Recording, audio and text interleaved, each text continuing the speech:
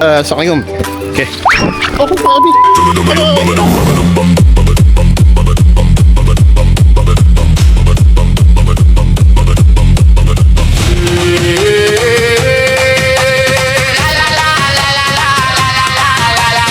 Feel the rain on your skin, drum inside, let it spin.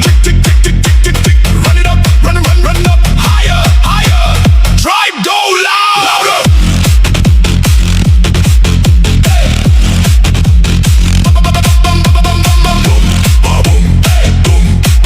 Shake the ground, round and round. Jump, jump, jump, jump. Aduh, betul pula macam. Aduh. Kontrol. Aduh. Ya, tu lah pula. RS. Okay, Assalamualaikum. Hari ni 7 hari bulan 7 2026. Okay, hari ni Penang cuti.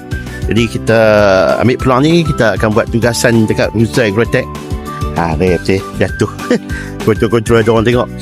Okay, jadi untuk episod kali ni, macam biasa kita akan buat tugasan, kita akan buat live dekat sini. Jadi Alhamdulillah hari ni ada rombongan. Okay.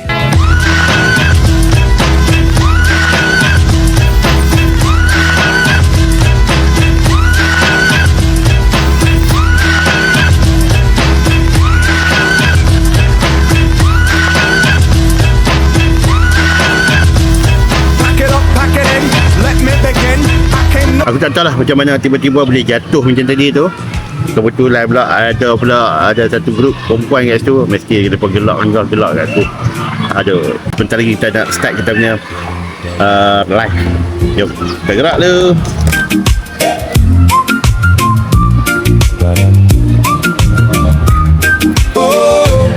Okay, tugasan kami macam biasa ni, kita akan buat live hari ni. Okay, jom, kita dah siap setiap. Okay, Alhamdulillah hari ni kita punya line okey. Jadi semoga kita punya tugasan hari ni dipermudahkan. Yang paling best hari ni, kita ada ramai kanak-kanak ni, satu bah daripada Penang. Kanak-kanak sekolah pasti je.